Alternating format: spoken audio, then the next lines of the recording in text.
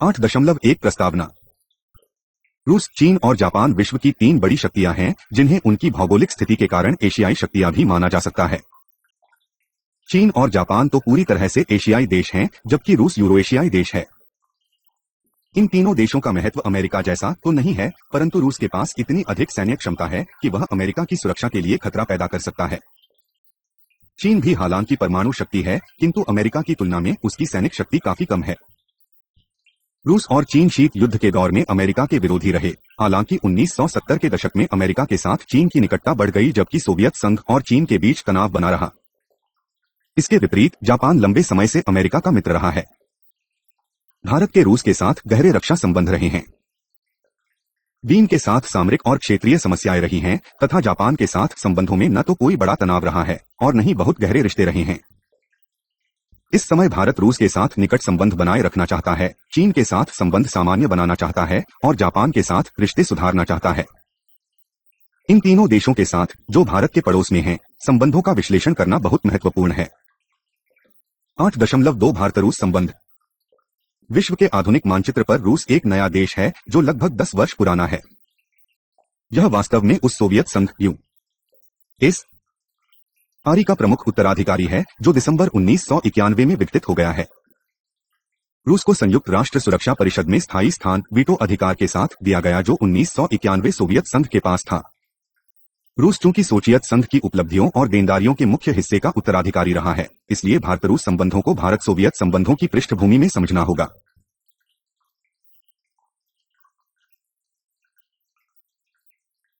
British आधिपत्य से मुक्ति के बाद से शुरुआती वर्षों में सोवियत संघ के साथ भारत के संबंध बहुत अच्छे नहीं रहे। सच तो यह है कि प्रधानमंत्री जवाहरलाल नेहरू शुरू में सोवियत संघ के प्रति शंकालु थे। सोवियत संघ ने भी नए स्वतंत्र हुए वैश्व भारत के साथ रिश्ते बनाने की इच्छा नहीं जताई, परंतु विश्वभर में महाशक्तियों की प्रतिद्वंद्विता बढ़ने के कारण सोवियत संघ को भारत के साथ अपने रिश्तों पर पुनर्विचार करना पड़ा, जिसने बाद में गुटनिरपेक्ष विदेश नीति को अपनाया। दूसरी तरफ भारत ने भी अमेरिका और पाकिस्तान के बीच बढ़ती दोस्ती को देखते हुए सोवियत संघ के साथ, विशेष रूप से स्टालिन युग की समाप्ति पर, अपने संबंधों पर फिर से विचार करने की जरूरत महसूस की। 1950 यो दशक के मध्य तक भारत और सोवियत संघ को बीच निकट संबंधों के विकास का आधार तैयार हो गया था। इस प्रवृत्ति को 1956 में काफी बल मिला। तब 1956 में अपनी भारत यात्राओं के दौरान निकोलाई बुल्गानिन और अलेक्सी कोसिगिन जैसे सोवियत नेताओं ने जम्मू कश्मीर को भारत का अभिन्न अंग बताया। भारत के लिए कश्मीर एक केंद्रीय सुरक्षा मुद्दा था, इसलिए भारत के नेताओं ने सोवियत संघ के इस रुख का स्वागत किया।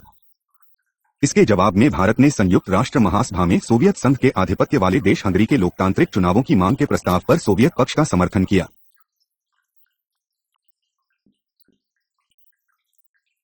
परंतु भारत सोवियत संबंधों में अधिक मजबूती 1962 के भारत चीन युद्ध के बाद आई। चीनी आक्रमण के समय गुटनिरपेक्ष भारत के साथ सोवियत संघ को कोई सामरिक रिश्ते तो नहीं थे, परंतु तक सोवियत संघ और चीन के संबंधों में दरार जगजाहिर हो चुकी थी।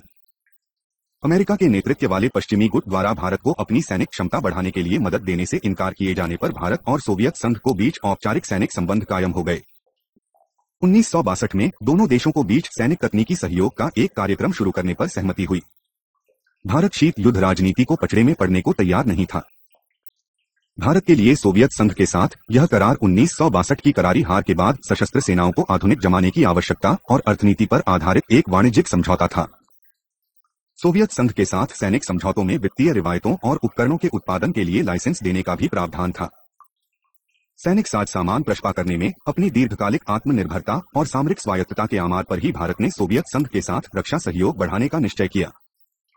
दूसरे शब्दों में, भारत सोवियत गुट का सदस्य नहीं बना, वह तो सोवियत संघ से प्राप्त हथियारों को अपनी सामरिक स्वायत्तता विकसित करने के आधार के रूप में इस्तेमाल कर रहा था।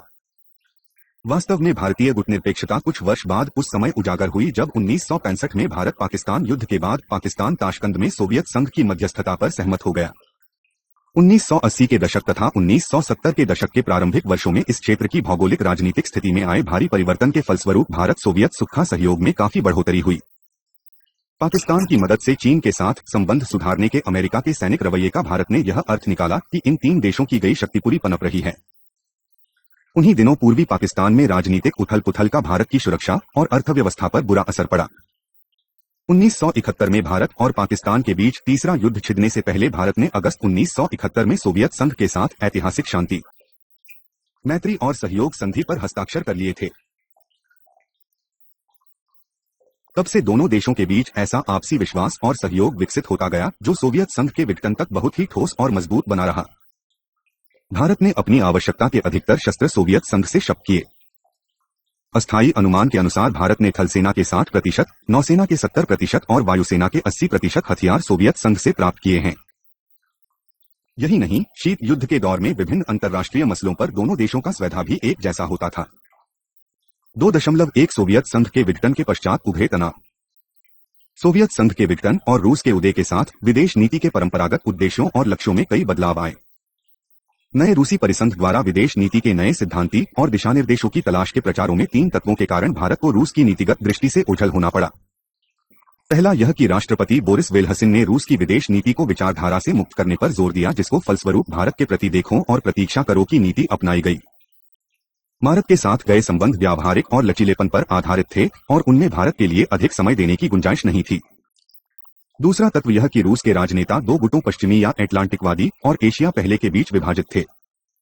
मिखाइल गोरखाबोय तथा बोरिस येल्त्सिन दोनों एटलांटिकवादी थे और वे मार्शल योजना के नए संस्करण की मदद से रूसी अर्थव्यवस्था को नया रूप देना चाहते थे। तीसरा तथ्य यह था कि भारत के साथ संबंधों के बारे में रूस के विदेश मंत्री आंद्रे कोज़िरेव के नेतृत्व में नए चिटकों का गुट सामने आया, जिनकी नजर में रूस की विदेश नीति और सुरक्षा संबंधी उद्देश्य प्राप्त करने के लिए पाकिस्तान अधिक महत्वपूर्ण था। उनकी दलील थी कि इस्लामिक उम्रियात से निपटने में पाकिस्तान कसम बोलिए कारगर माध्यम साबित हो सकता है। 1990 के दशक के शुरुआती वर्षों में यही विचार हावी रहा। इसी कारण रूस का विदेश मंत्रालय भारत की तुलना में पाकिस्तान, ईरान तथा तुर्की को ज्यादा महत्व देता रहा।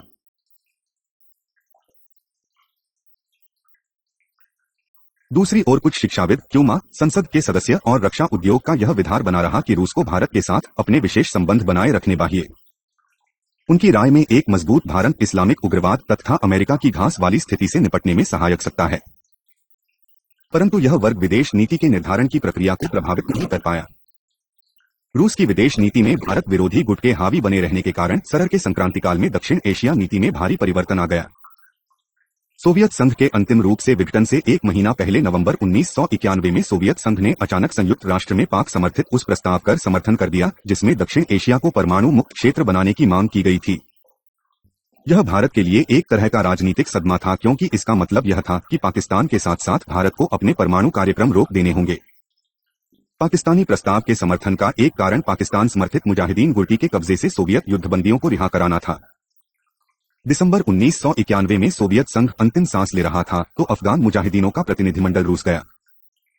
जनवरी 1992 में नई रूसी सरकार ने अफगानिस्तान में राष्ट्रपति मुजीब की सरकार के मुजाहिदीगा के खिलाफ लड़ाई के लिए सैनिकों, हथियारों और तेल की आपूर्ति पूरी तरह रोक दी।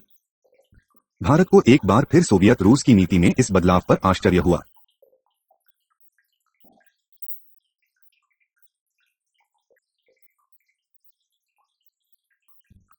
भारत रूस संबंधों में तनाव लाने वाली एक और घटना रूस के अंतरिक्ष कार्यालय ग्लाइकोस्मोस और भारत सरकार के बीच क्रायोजेनिक इंजन तथा उसकी प्रौद्योगिकी की खरीद के समझौते को लेकर हुई। 18 जनवरी 1991 को किए गए इस समझौते से भारत को अपने भूस्थिर उपग्रह प्रक्षेपण चांद GSLV कार्यक्रम को आगे बढ़ाने के लिए रूसी क्रायोजेनिक इंजनों की तरल ऑक्सीजन प्रणोयन प्रणाली ऑक्सीजन प्रोपल्शन सिस्टम की जानकारी प्राप्त करने में मदद मिल सकती थी। जब अमेरिका ने CR के तहत रूस और भारत के खिलाफ प्रतिबंध लगाने की धमकी दी तो रूसी राष्ट्रपति बोरिस येल्त्सिन ने कहा कि ये अमेरिकी दबाव के आगे नहीं झुकेंगे। परंतु जब मई 1992 में अमेरिका ने प्रतिबंध लगा दिए तथा और अधिक आर्थिक प्रतिबंध लगाने की धमकी भी दी तो जुलाई 1993 में येल्त्सिन भारत को आपूर्ति रोकने को तैयार हो गए और समझौते का स्वरूप बदलकर केवल क्रायोजेनिक इंजन देने पर सहमत हुए तथा प्रौद्योगिकी उपलब्ध कराने से इनकार कर दिया।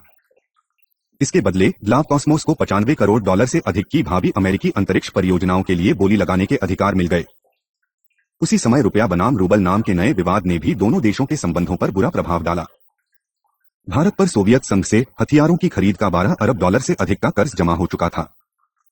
भारत यह कर्ज चुकाने को हो तैयार था, परंतु रूनर की नई सरकार के साथ इस बात को लेकर विवाद हो गया कि किस मुद्रा में भुगतान किया जाए और उसकी विनिमय दर क्या हो।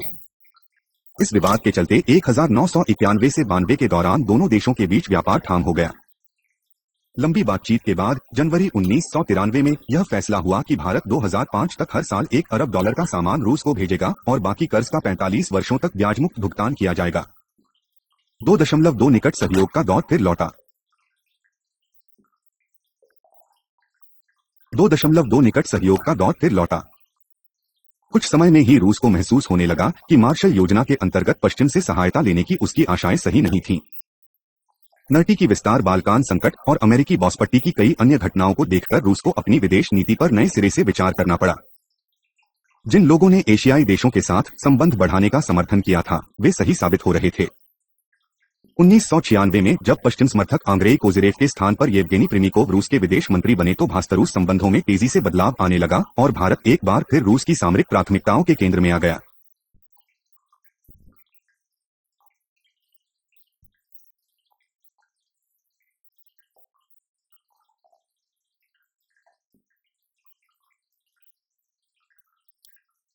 एक समय पर जब अमेरिकी राष्ट्रपति बिल क्लिंटन ने परमाणु मसले पर भारत पर दबाव बनाया तो रूस ने भारत को परमाणु आपूर्तिकर्ताओं के गुट के प्रतिबंध की अवहेलना करते हुए 2 रूसी हल्के जल को परमाणु रिएक्टर बनाने का समझौता करके दोस्ती का नया संकेत दिया। इस समझौते से तमिलनाडु में कुंडनकलम में 1000 मेगावाट क्षमता यो हल्के जल के 2 परमाणु रिएक्टरों को निर्माण का रास्ता साफ हो गया। ऐसा लगा कि रूस इस बार बाहरी दबाव की परवाह नहीं करेगा। 1998 में रूस ने परमाणु परीक्षण के लिए भारत की हालांकि निंदा की, परंतु उसके खिलाफ प्रतिबंध नहीं लगाए। इसके अलावा 1999 के कारगिल युद्ध में लस ने भारत का पूर्ण समर्थन किया और पाकिस्तान से अपनी सेनाएं नियंत्रण रेखा की अपनी तरफ वापस बुला लेने को कहा। राष्ट्रपति पुतिन ने सीमा पार आतंकवाद के सवाल बावन वाजपेयी सरकार का पूरा समर्थन करते हुए पाकिस्तान से आतंकवाद का पूरा ढांचा नष्ट करने का अनुरोध किया। भारत को सोवियत संघ के विघटन के बाद जैसी सैनिक कठिनाइयां झेलनी पड़ी थी, वैसी अब नहीं झेलनी पड़ेंगी। 1990 को दशक के प्रारंभिक वर्षों में भारत की चिता सोवियत संघ में बने सैनिक साज सामान के लिए अतिरिक्त पुर्जे प्राप्त करने को लेकर थी। सोवियत निर्मित उपकरणों के लिए अतिरिक्त पुर्जे के निर्माण की देश में व्यवस्था होने के कारण भारत के सामने संकट पैदा हो गया। दूसरी ओर रूस द्वारा सैनिक हथियार देने से इनकार करने और भारतीय सैनिक व्यय में कटौती के कारण शीत युद्ध के दौरान पनपे भारत सोवियत संबंध कमजोर पड़ने लगे। वास्तव में 1990 दशक के मध्य तक भारतीय आर्थिक प्रगति तथा रूस के सैनिक उद्योग की वित्तीय आवश्यकताओं के कारण भारत और रूस के सैनिक सहयोग में सहज ही वृद्धि होने लगी। 8.3 भारत चीन संबंध। भारत और चीन विश्व की प्राचीनतम सभ्यताएं हैं और इनकी गिनती ऐसे देशी में होती है जिनका नाम लंबे समय तक एक राष्ट्र के रूप में सतत विद्यमान रहने के लिए विश्व इतिहास में दर्ज है। दोनों देशों के बीच कई सदियों से सांस्कृतिक, धार्मिक और व्यापारिक संबंध रहे हैं।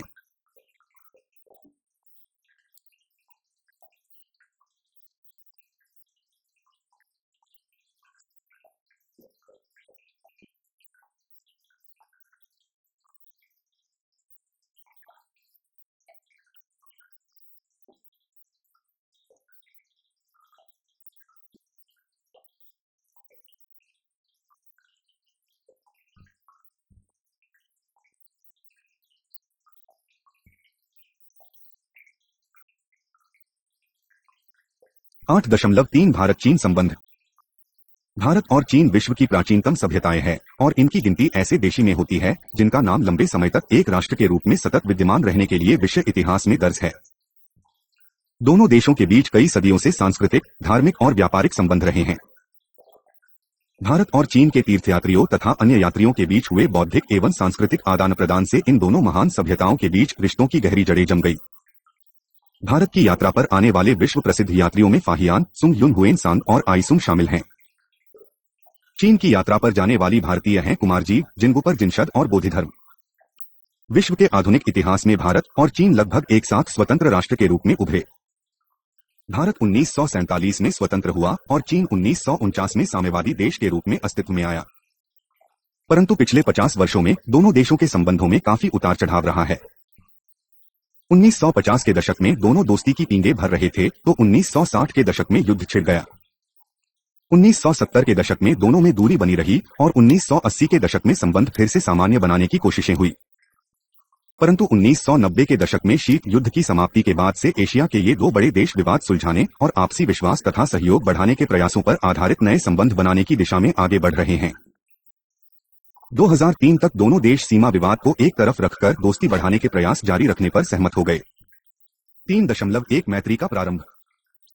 स्वतंत्रता के तत्काल बाद भारत ने शीत युद्ध के उस दौर में गुटनिरपेक्षता की नीति अपनाई। चीन ने पूर्व सोवियत संघ के साथ गहरे रिश्ते कायम कर लिए, परंतु इसका भारत चीन संबंधों पर कोई असर नहीं हुआ, क्योंकि प्रधानमंत्री जवाहरलाल नेहरू चीन से संबंध बनाए रखने को भारत को हित में मानते थे।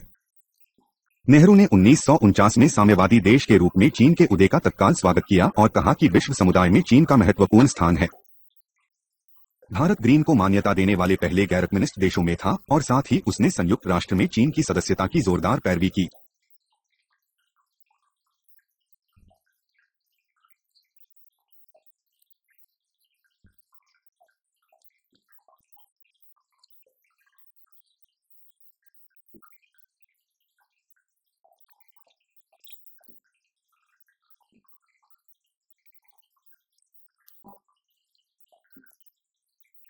उन्नीस में चीन द्वारा तिब्बत पर बलपूर्वक कब्जा कर लिए जाने के बावजूद नेहरू चीन के साथ शांति और मैत्री बनाए रखने की पक्ष में थे।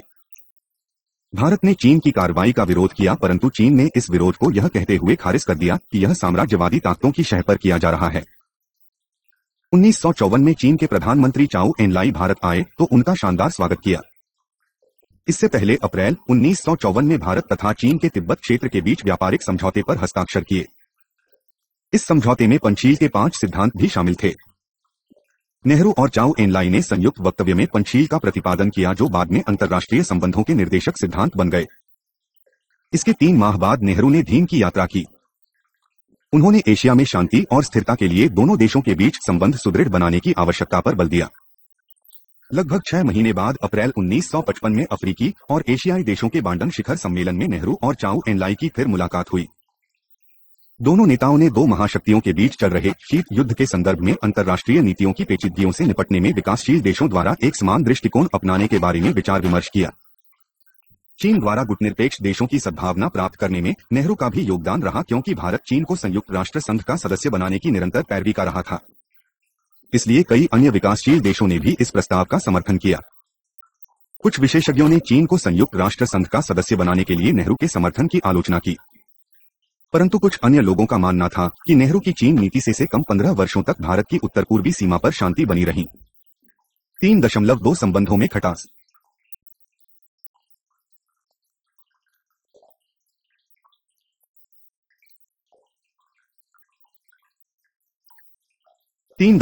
संबंधों में खटास। 1950 के दशक के अंत तक पंचशील और बांडुप सम्मेलन की भावना तिरोहित हो गई। सीमा समस्या और कश्मीर की स्थिति पर दोनों देशों की मतभिन्नता से आपसी रिश्तों में खटास आने लगी। चीन ने अचानक सीमा का मुद्दा उछाल दिया और कहा कि भारत तथा चीन बीच सीमा कोई समझौता नहीं है, और उसने मैकमोहन रेखा को अंतर्राष्ट्रीय सीमा मानने से इनकार कर दिया। इसके साथ ही चीन ने यह भी दावा किया कि कश्मीर का अक्साई चिन क्षेत्र मूल रूप से चीन के सिकियांग प्रांतमाग है। अपनी कश्मीर नीति को बदलकर वह भाषा के साथ कश्मीर के विलय को चुनौती देने लगा। कश्मीर के बारे में चीन के बयानों में 2 बातें सामने आई। कब उसने कश्मीर को विवादित क्षेत्र माना और ख कश्मीर में आत्मनिर्णय के अधिकार का समर्थन किया। अक्साई चिन में विवादास्पद सड़क के निर्माण और सीमा पर झड़पें अंतः युद्ध में बदल गई और अक्टूबर 1962 में चीन ने भारत पर आक्रमण कर दिया। 1962 के भारत चीन युद्ध के कई परिणाम सामने आए।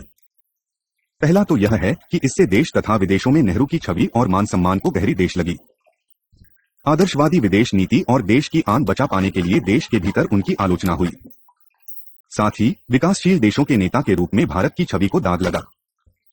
इसका परिणाम यह हुआ कि भारत को गुटनिरपेक्ष नीति से समझौता करके पश्चिम, विशेषकर अमेरिका से सैनिक मदद मांगनी पड़ी। तीसरा परिणाम यह हुआ कि इस हार के कारण भारतीय सैनिकों का मनोबल गिर गया। इस सब के अलावा भारत को अपने 38,000 वर्ग किलोमीटर क्षेत्र, 35,000 वर्ग किलोमीटर पूर्वोत्तर क्षेत्र में और 3,000 वर्ग किलोमीटर पश्चिमी क्षेत्र में से हाथ धोना पड़ा। यही नहीं, चीन भारत के पूर्वी क्षेत्र में लगभग 95,000 वर्ग किलोमीटर क्षेत्र पर भी अपना दावा करता है। 3.3 संबंधों में उतार चढ़ाव। 1962 की लड़ाई के बाद लगभग 14 साल तक भारत और चीन एक दूसरे से पूरी तरह से कटे रहे। 1976 में जाकर दोनों देशों के बीच राजनयिक रिश्ते फिर से कायम हुए। इन 14 वर्षों में भारत के प्रति चीन का स्वयं शत्रुतापूर्ण रहा। 1962 के आक्रमण वो 6 महीने के भीतर ही उसने पाकिस्तान के साथ संबंध सुदृढ़ कर लिए। 1963 में चीन और पाकिस्तान ने एक सीमा समझौते पर हस्ताक्षर किए। इस समझौते में यह भी प्रावधान था कि कश्मीर समस्या में तीन पक्ष भारत, पाकिस्तान और चीन शामिल है, जबकि पाकिस्तान ने अधिकृत कश्मीर का एक हिस्सा चीन को सौंप दिया। 1964 में चीन ने परमाणु विस्फोट किया। पाकिस्तान ने भारत पर चीन के आक्रमण, उसके साथ नई मैत्री संधि और उसके परमाणु शक्ति बनने से प्रोत्साहित होकर 1965 में भारत के खिलाफ लड़ाई छेड़ दी। हालांकि आशंका यह थी कि चीन भी युद्ध में कूद पड़ेगा, परंतु उसने सैनिक और नैतिक समर्थन तक ही अपने को सीमित रखा। लगता है कि चीन सोवियत संबंध चिगड़ने और अमेरिका तथा चीन के बीच चल रही तनतनी के कारण चीन पाकिस्तान के पक्ष में युद्ध में कूदने से दूर रहा। 1971 की लड़ाई में पाकिस्तान की करारी हार और बांग्लादेश के एक स्वतंत्र राष्ट्र के रूप में उदय के बाद दक्षिण एशिया में भारत की छवि बदल गई।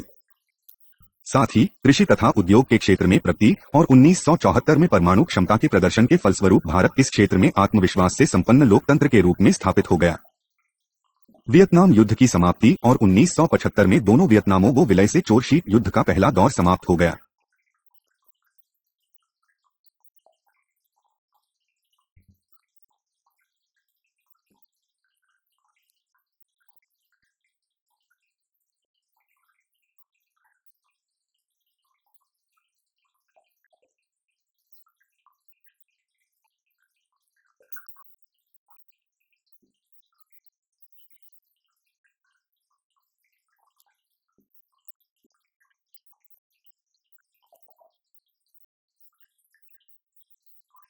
इस घटनाक्रम के परिप्रेक्ष्य में प्रधानमंत्री इंदिरा गांधी ने चीन के साथ संबंध सामान्य बनाने के प्रयास शुरू किए।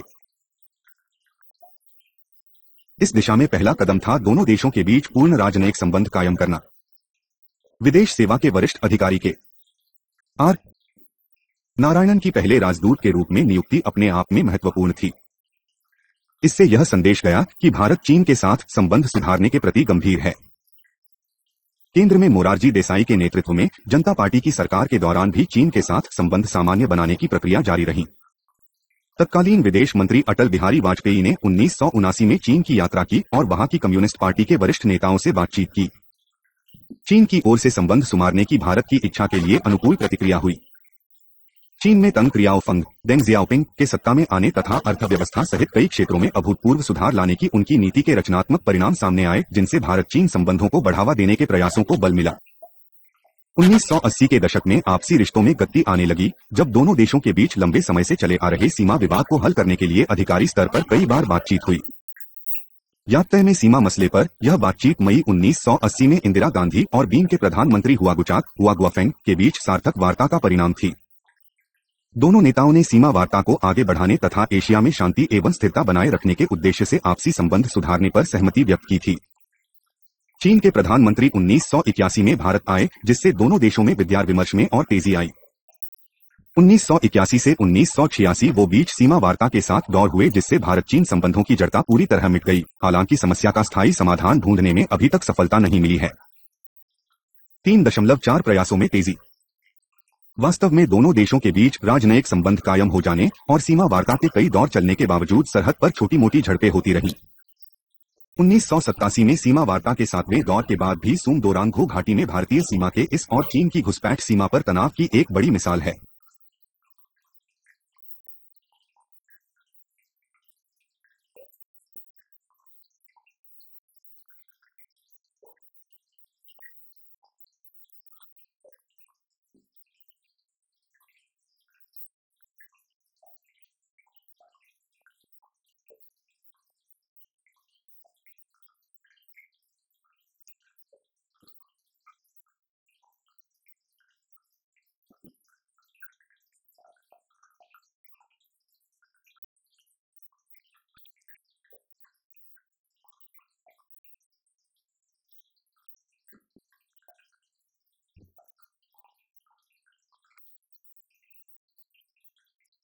परंतु इंदिरा गांधी की मृत्यु और राजीव गांधी के सत्ता में आने पर अंतर्राष्ट्रीय मामलों में काफी बदलाव दिखाई देने लगा।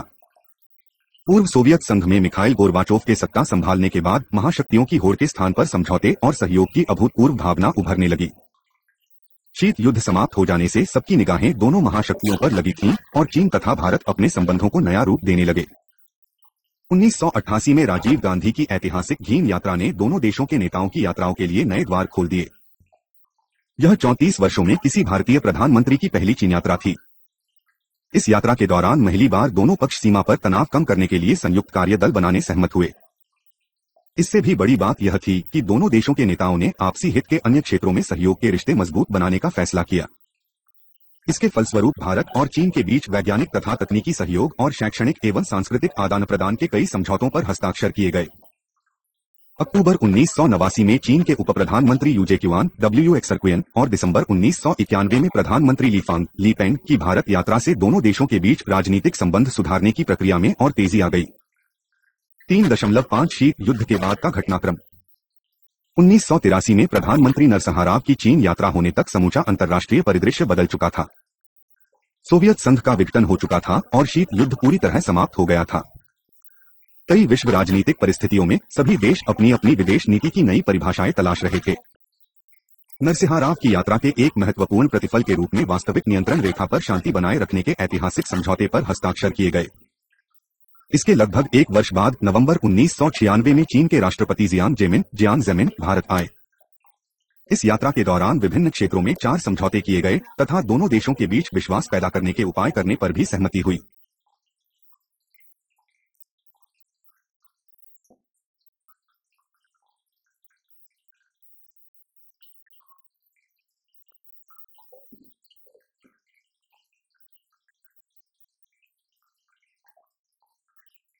परंतु मई 1998 में भारत द्वारा परमाणु परीक्षण किए जाने के बाद संबंधों में फिर खटास आ गई।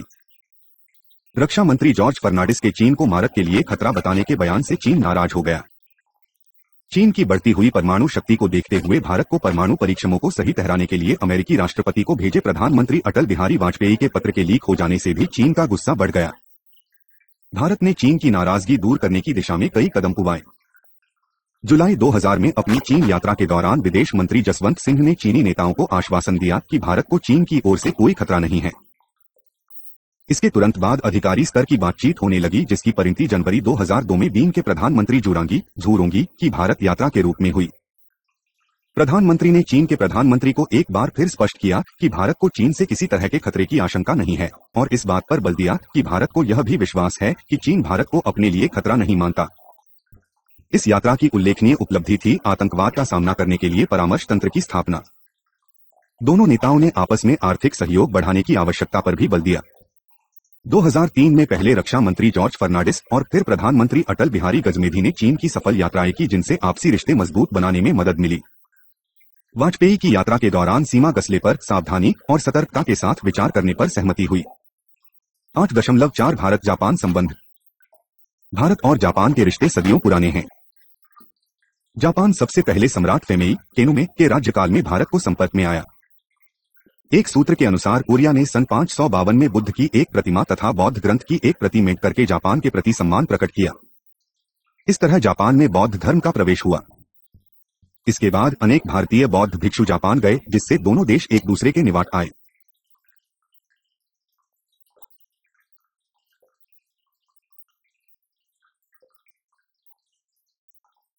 4.1 महायुद्ध के बाद का दौर।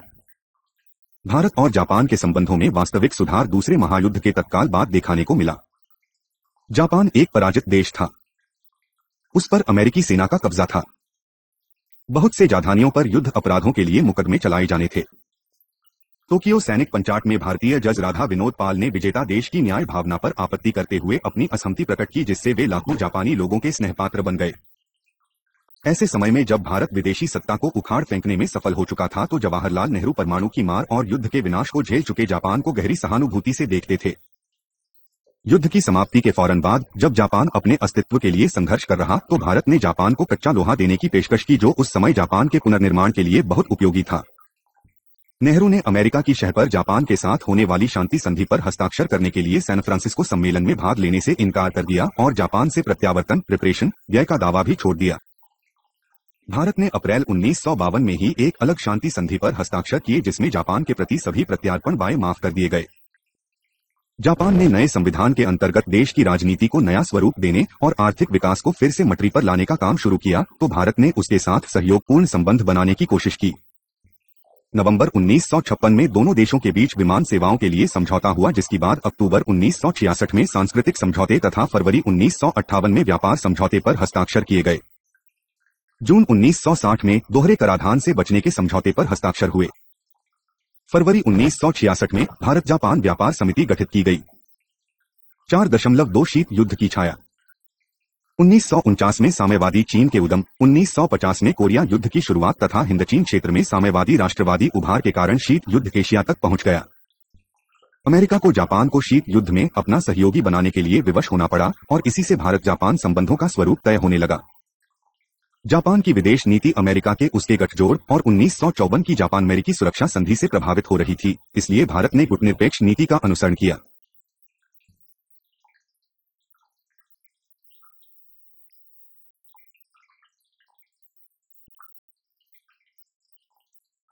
गुटसापेक्ष जापान तथा गुटनिरपेक्ष भारत के बीच काफी राजनीतिक मतभेद थे। उदाहरण के लिए कोरिया युद्ध और वियतनाम युद्ध के बारे में जापान तथा भारत का दृष्टिकोण भिन्न हुआ और भारत को तब आश्चर्य हुआ जब जापान ने पुर्तगाली शासन से गोवा की मुक्ति भी समर्थन नहीं किया। जिस देश ने साम्यवादी शिकंजे से वियतनाम और कोरिया की मुक्ति का समर्थन किया, वह इस तथ्य को नहीं समझा पाया कि गोवा को खून का एक भी कतरा बहाए बगैर मुक्त कराया गया। भारत और अमेरिका के बीच बढ़ते राजनीतिक मतभेदों का असर जापान भारत संबंधों पर भी पड़ा, क्योंकि जापान की विदेश नीति विश्व मामलों पर पश्चिमी विशेष तौर पर अमेरिकी दृष्टिकोण द्वारा निर्धारित होती थी। तब भी जापान के कुछ लोग भारत की गुटनिरपेक्षता की विदेश नीति और विकासशील देशों के लिए उसकी भूमिका को सम्मान की दृष्टि से देखते थे। हालांकि जापान के लिए युद्ध के बाद की स्थिति में अमेरिका के प्रभाव के कारण ऐसी नीति अपनाना कठिन हो गया था।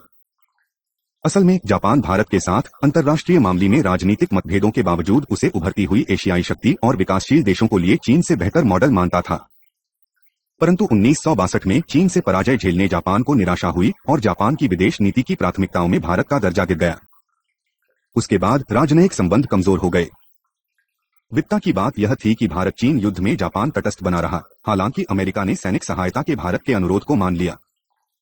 यही नहीं, 1965 के भारत पाक युद्ध के समय जापान ने भारत को सहायता और ऋण सुविधाएं बंद कर दी। 1970 के दशक के प्रारंभिक वर्षों की घटनाओं के फलस्वरूप सामरिक मामलों में सोवियत संघ के साथ भारत की राजनीतिक निकटता बढ़ती गई, जिससे भारत के साथ जाधान के संबंधों की खाई और चौड़ी हो गई। जापान ने बांग्लादेश की मुक्ति का समर्थन नहीं किया और न ही उसने भारत के शांतिपूर्ण परमाणु विस्फोटों की पुष्टि की। जापान का सोवियत संघ के साथ सीमा विवाद था और उसे वियतनाम के कॉमरन खाड़ी में सक्रिय सोवियत नौसेना से अपने समुद्री मार्गों के लिए खतरा दिखाई देता था। इसलिए 1971 के भारत पाक युद्ध और 1974 के परमाणु परीक्षण पर जापान का दृष्टिकोण सोवियत संघ के साथ अपने संबंधी तथा शीत युद्ध के पहलुओं से प्रभावित था। पदी परमाणु परीक्षणों के बारे में जापान की तीखी प्रतिक्रिया परमाणु समस्या पर उसके सैद्धांतिक रवैये पर आधारित होती तो वह 1978 में संयुक्त राष्ट्र महासभा में भारत तथा कुछ अन्य देशों द्वारा स्थो गए उस प्रस्ताव पर मतदान से अनुपस्थित न रहता, जिसमें परमाणु हथियारों के इस्तेमाल की धमकी को मानवता के खिलाफ अपराध बताया गया था।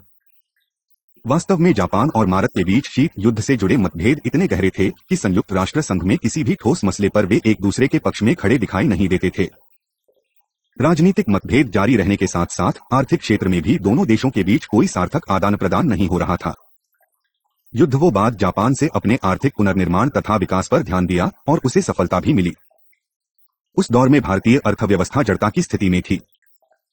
भारत की अर्थव्यवस्था में आयात कम करने पर जोर दिया जा रहा था, जो जापान के लिए भारत के साथ आर्थिक रिश्ते बढ़ाने की दृष्टि से उत्साहजनक नहीं था। व्यापारिक रिश्ते बहुत कम थे। वहीं हाल पूंजी निवेश का था।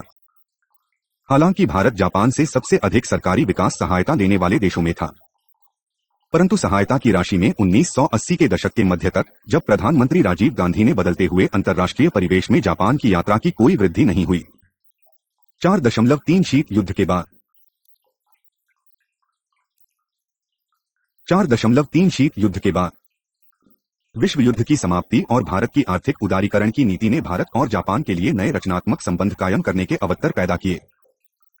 व्यापार, निवेश, सेवा और तेजी से पनप रही सूचना प्रौद्योगिकी सहित अनेक आर्थिक क्षेत्रों में सहयोग के नए द्वार खुल गए। जापान जल्दी ही व्यापार, निवेश और आर्थिक सहयोग में भारत के सबसे महत्वपूर्ण भागीदारों में से एक हो गया। भारत और जापान का कुल व्यापार 1970 में $50 करोड़ से बढ़कर 1997 में लगभग अरब डॉलर तक पहुंच गया। 1986 से 1998 परमाणु परीक्षणों के कारण जापान ने सरकारी विकास सहायता रोक दी। जापान भारत के लिए सबसे बड़ा सहायतादाता देश था।